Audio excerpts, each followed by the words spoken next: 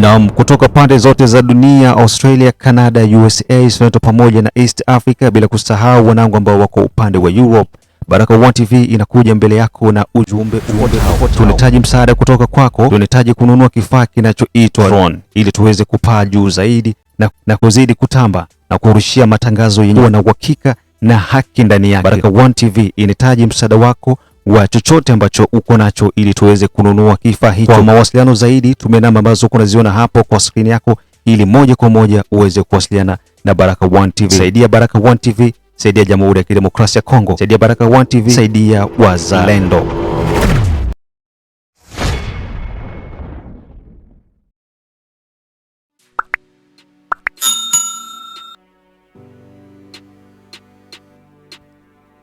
Na Mungu nasikiliza matangazo yetu kutoka Baraka1 TV, ikiwa ni majira mahususi kabisa. Tupo saa 9 hivi saa za Afrika ya Kati, ikiwa inaelekea 10 majira ya Afrika ya Mashariki. Tutajaribu kugusia yaliyofanyika huko Washington kati ya serikali ya Jamhuri ya Kidemokrasia ya Kongo na serikali ya Washington ya Marekani, ambako mabilioni za dola zimeweza kuwa invested kwa hapa karibuni nchini Jamhuri ya Kidemokrasia ya Kongo. Pia Senate ya Marekani imeweza kusema kwamba vikwazo vinazidi kuongezeka dhidi ya Rwanda, dhidi ya Paul Kagame. Tutaongeza vikwazo kwa sababu tuliwaambia watoke kiroho safi, lakini wanasuasua kutoka, na hivyo watakiwa na chamtema kuni. Tutagusia sana huko na pia tutagusia tu kidogo hali yenye iko inaendelea sasa hivi Kinshasa. Tunajua Kinshasa kwamba kumetokea mafuriko, na haya mafuriko yamesababisha baadhi ya miundombinu kuharibika, lakini pia lawama za mafuriko hayo inatupwa mikono ya nani? Ya serikali. Utafikiri kwamba serikali ndio yenyewe ilitaka mafuriko yaweze kutokea, wakati wananchi wao wenyewe ndio walijenga nyumba zao hovyo, na wakiambiwa wabomoe inakuwa serikali inatufanyia hivi, mara hivi, mambo yanakuwa ya koni mingi. Tunatakiwa kuweza kujifunza baadhi ya vitu kutoka kwa mataifa mengine, yale ambayo yamepiga hatua, ambayo yameendelea, kwa sababu hatuwezi kutaka kuendelea ikiwa tutashindwa kweli kuweza kusonga mbele. Na pia aeroporo ya Kisangani, tofauti na jinsi iko inasirikile kuma reseaux sociaux, huku wakisema kwamba aeroporo ya Kisangani imefungwa kutokana na mashambulizi yaliyofanywa na magaidi wa M23. Serikali imesema kwamba ni uongo. Airport ya Kisangani iko operational na shughuli ziko zinaendelea. So karibuni sana, hii ni Baraka1 TV, mimi ni baba la baba, mzee wangu wa Suma, Rajabu Akili Kabonga, the one and only town DJP, one man army, ambaye iko kurushia haya matangazo.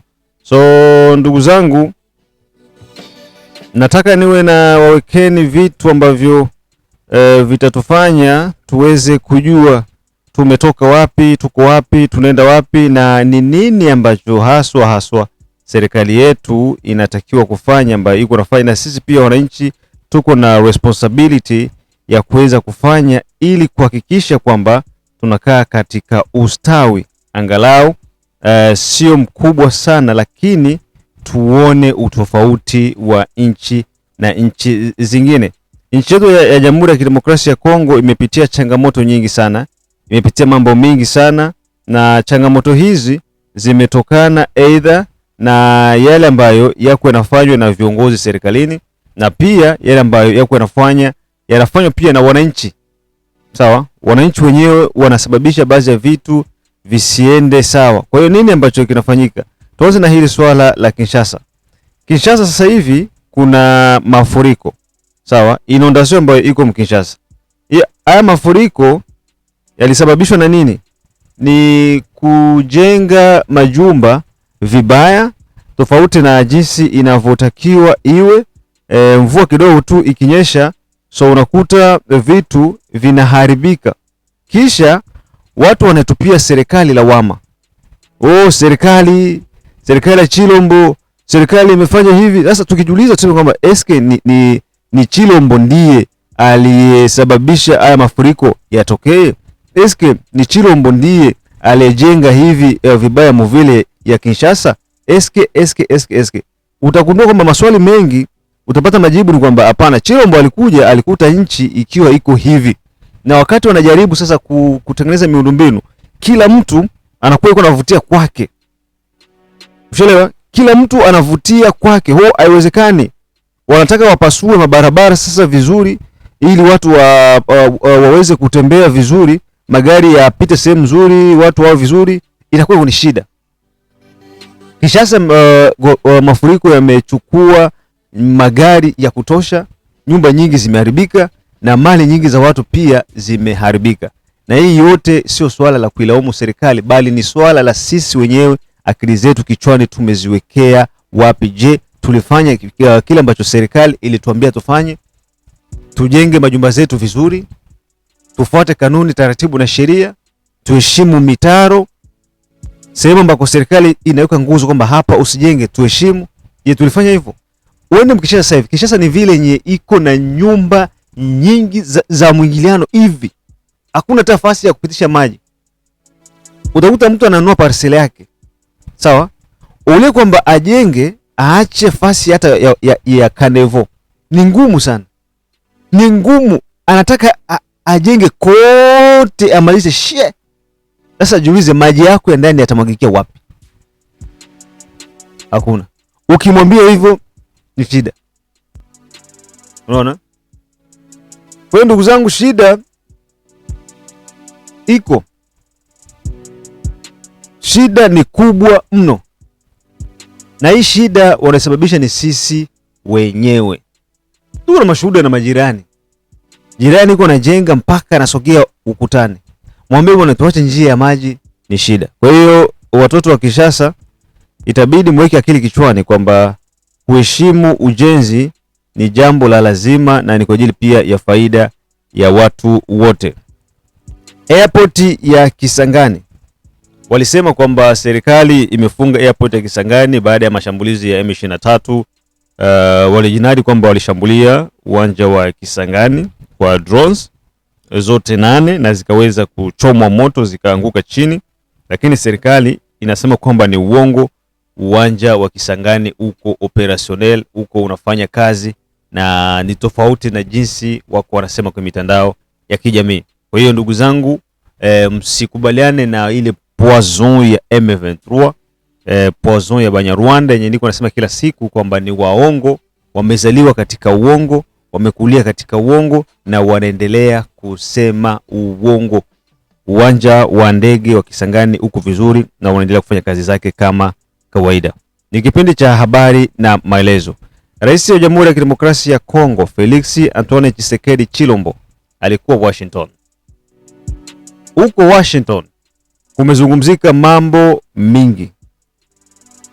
Walienda kwanza kwenye forum ya nchi mbalimbali zaidi ya 50 za dunia kuzungumzia masuala ya ukuaji wa madini, jinsi ya kushughulikia madini mbalimbali. Na utagundua kwamba Kongo ndio iko na mabineri ziko strategic umonde ambazo Etats-Unis ilisema parmi nchi 5 duniani ambazo zimesaini mkataba mzuri na Marekani. Afrika tuna DRC, kuko pia na Guinea hiyo kule, lakini DRC imechukua nafasi kubwa sana kwa bara la Afrika.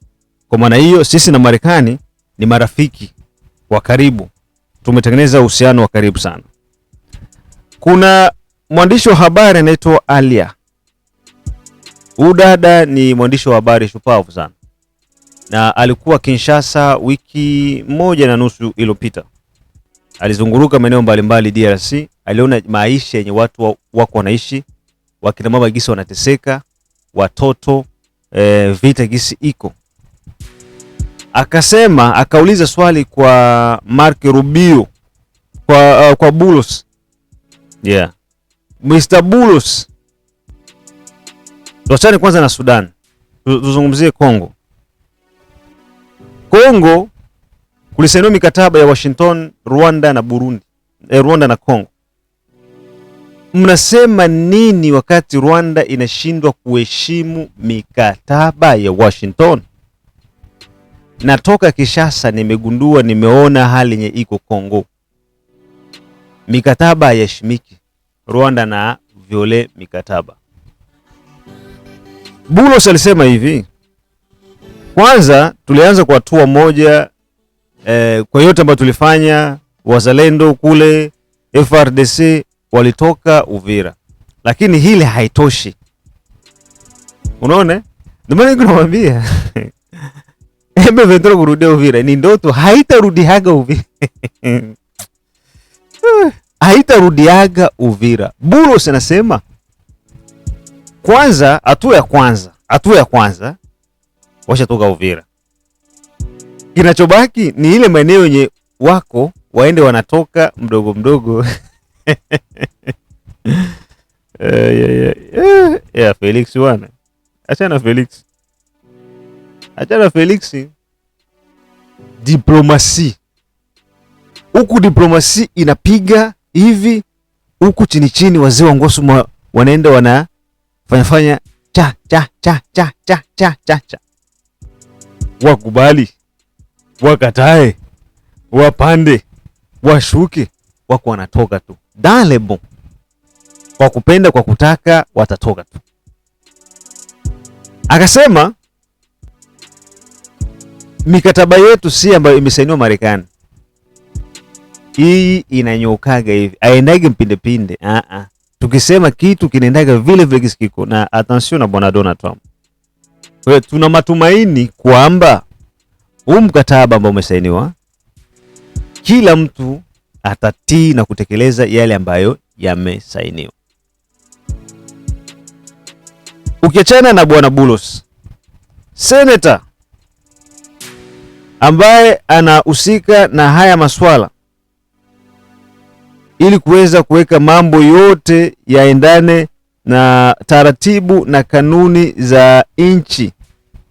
Kwa sababu katika huo mkutano tukirudi nyuma kidogo, pia kulikuwa kuna viongozi wa Union Africaine ambao walikuja kwa ajili ya kuchangia pia kuweka mambo, kuongeza chachu kidogo. Ndakutaja baadhi ya watu ambao walikuja kwa huo mkataba wa kupitia Union Europeenne, Union Africaine, ambako baada ya Felix Tshisekedi kuweza kuwasili pale maeneo ya Washington, pia kulikuja African Union Facilitators ambao walikuja ndani ya panel at the city, watu wa African Union kudiskasi kuhusiana na diplomasia ambayo iko inafanyika between kwa kupromote peace ndani ya Jamhuri ya Kidemokrasia ya Kongo na maeneo yote ya maziwa makuu. Wanasema hivi, huyu ni Mrs. Sahel Work-Zoide.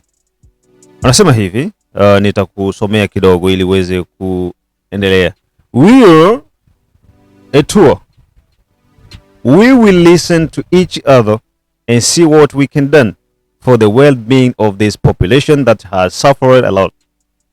For decades, we forgot that behind all this, there is a human suffering that needs to be stopped.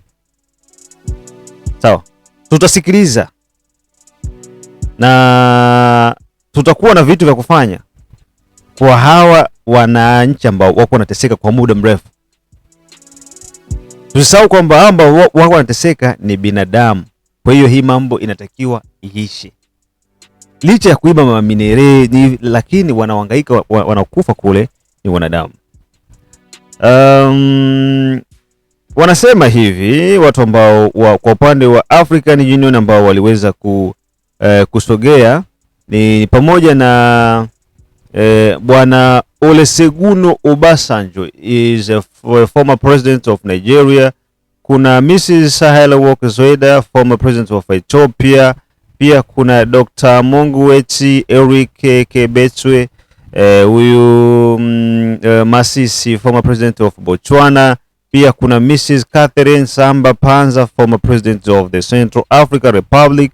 And then tukuna Mr. Yakoli Koku Johnson, minister delegate of Togolese population people, akiwa na represent mediator Faure Nyasigbe. Faure Nyasigbe ndio facilitateur principal wa Union Africaine ambaye iko na facilitate mazungumzo ya kutafuta amani Kongo. Pia kuna Ambassador Akok Manywak Maduk of the UAE Commissioner. Hao ndio ambao walikuja Washington kukutanana na rais pamoja na utawala wa bwana Donald Trump. Wakati Rais Felix anakutanana na Mark Rubio, nitarudi kwa senator tarudi kule na kuletea habari na maelezo ya yale ambayo yamefanyika bwana Washington, ili tujue kwamba tulipitia wapi na nini ambacho kiko kinafanyika sasa hivi. Rais wa Jamhuri ya Kidemokrasia ya Kongo alikutanana na bwana Marco Rubio. Anasema hivi bwana Marco Rubio: I met with the President of the Democratic Republic of the Congo, Felix Tshisekedi, to discuss the Washington agreements and our strengthened security partnership with the DRC. We transform peace into shared prosperity.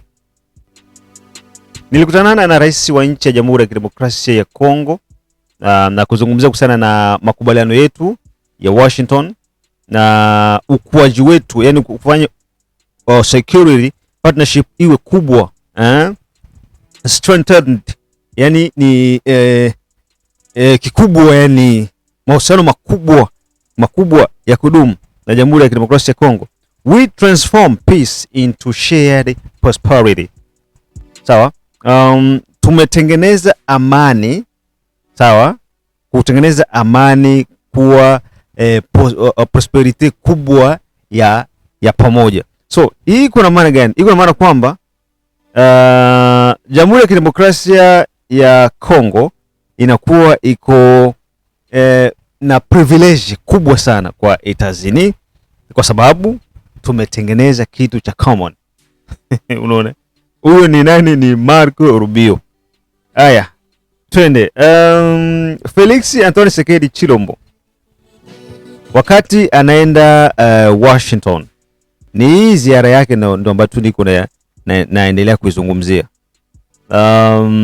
Alikutanana na maseneta wa Marekani na kuweza kubadilishana nao, na seneta ambaye ni seneta baba la baba, mzee mwenzangu huyo ambaye anaitwa Jim Rich, pamoja na seneta wa kike ambaye anaitwa Jane Shahine.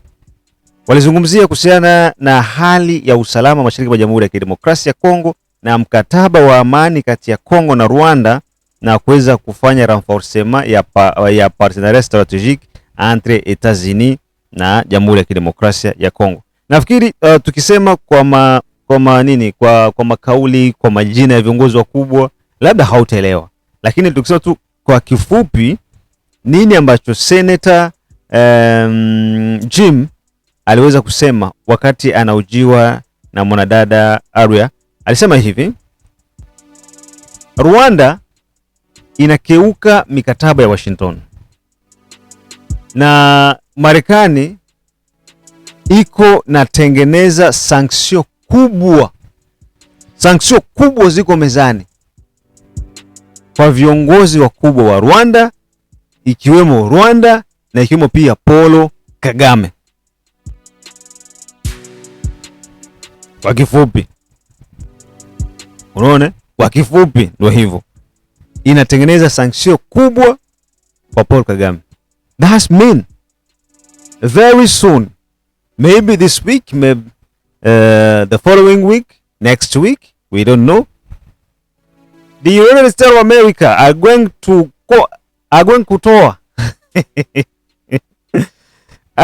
kutoa sanctions kubwa against Rwandan president ambaye ni Mr. Skeleton. Why all those kind of sanctions? Because I respect accord ambayo imesainiwa Washington, na accord ambayo iko ni withdraw all Rwandan troops in DRC. Lakini juzi tumeshuhudia wanajeshi kutoka Rwanda wanaingia tena Bukavu.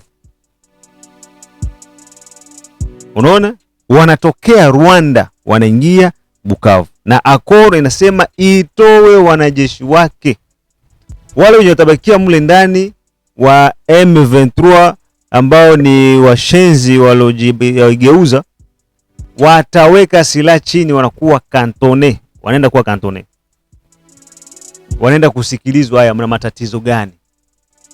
Wewe ni nani? Umetokea wapi? Sema shida yako nini? Unataka nini?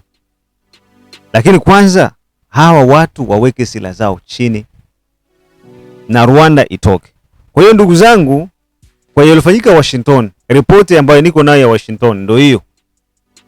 Umweke wewe unikontradire na ripoti nyingine. Lakini ripoti ya Washington ndio hii. Ndio maana niko nawaambia kwamba ifiki wakati tuache kulalamika. Kuna wakati Platinum alitoka hii kauli. Tuache kulalamika. Sasa nyie kila kitu ni kulalamika tu, kila uongozi unakuja mnalalamika. Fanyeni kazi.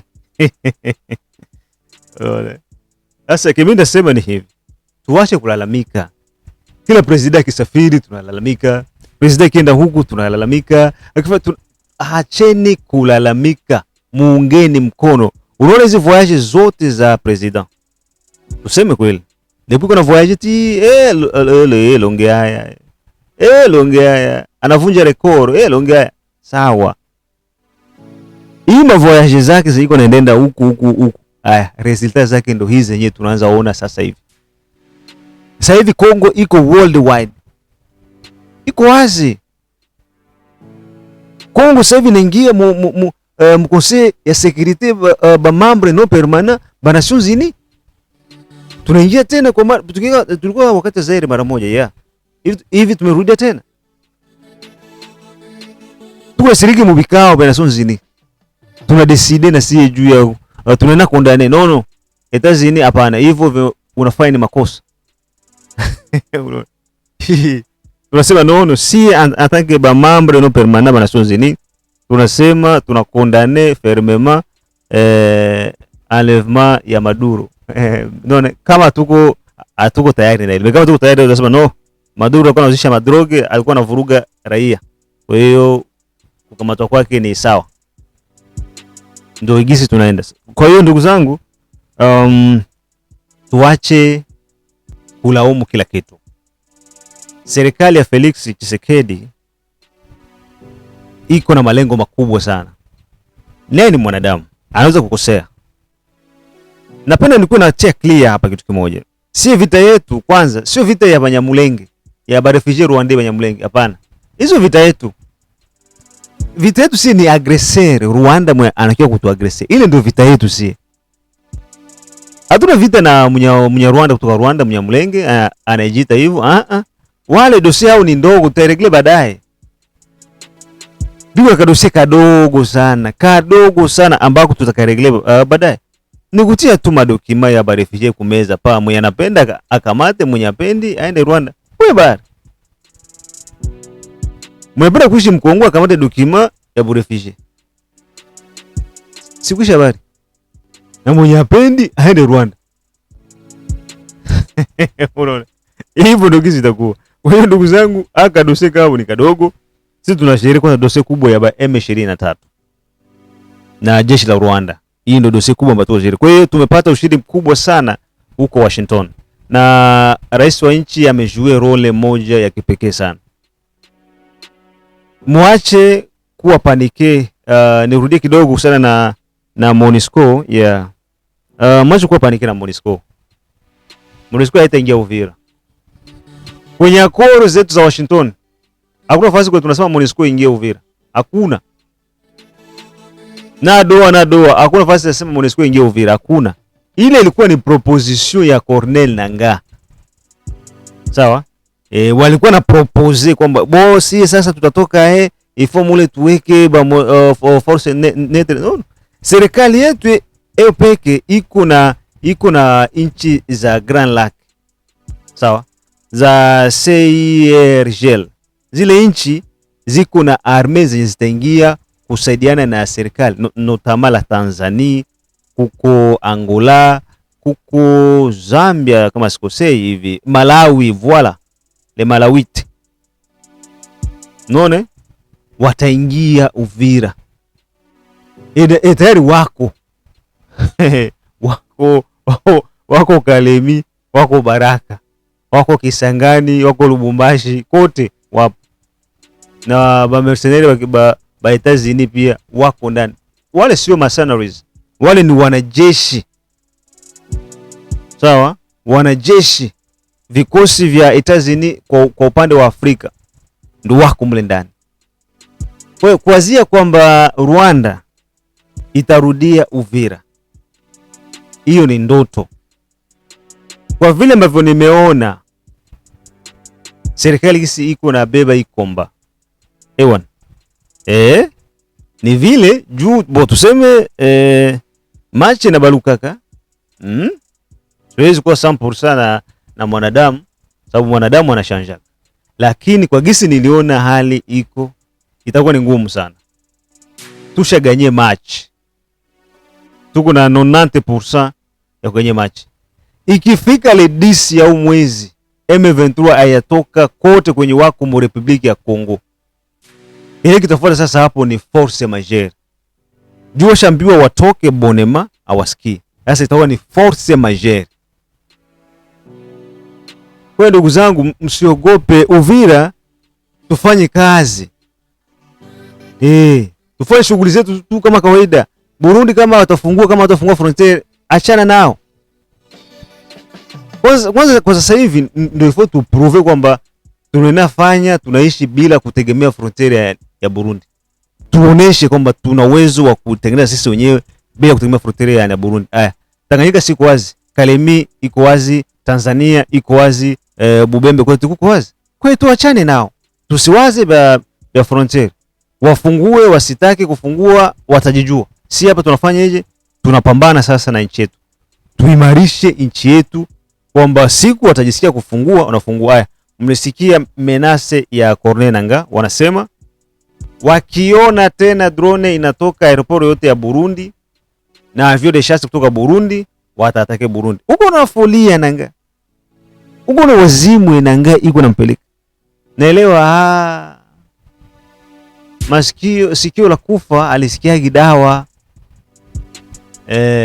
Wakasema Babembe, matuma ulungu makiungwa mashile mnyongo.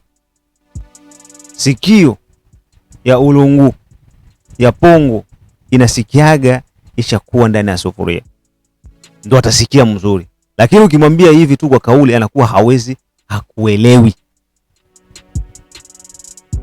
Unajiprendre na Burundi, unataka atake Burundi. M23 unatafuta nini? Na hii hapa sio Burundi, sio M23, ni Rwanda. Kwa sababu M23 haina nguvu ama haina uwezo wowote kwa sababu kwamba iatake Burundi. Donc kama Nangaa anasema hivi, mwenye angesema hivi ni Paul Kagame ama kupitia mtu yote wa ngazi za juu ndani ya serikali ya Kagame. Lakini wakafanyeje? Wakamuitilize Corneille Nangaa, wewe sema hivi. Kwa nini nasema hivi? Unaona, après tout ambassadrice wa Rwanda kusema kwamba tuna collaborer na M23, haikupita des jours wakaleta media kutoka Rwanda ikakuja kuminterview Nangaa. Sema hivi, sema tuna collaboraka. Nangaa naye akasema tuna collaboraka. Mais collaboration haiko soutenir.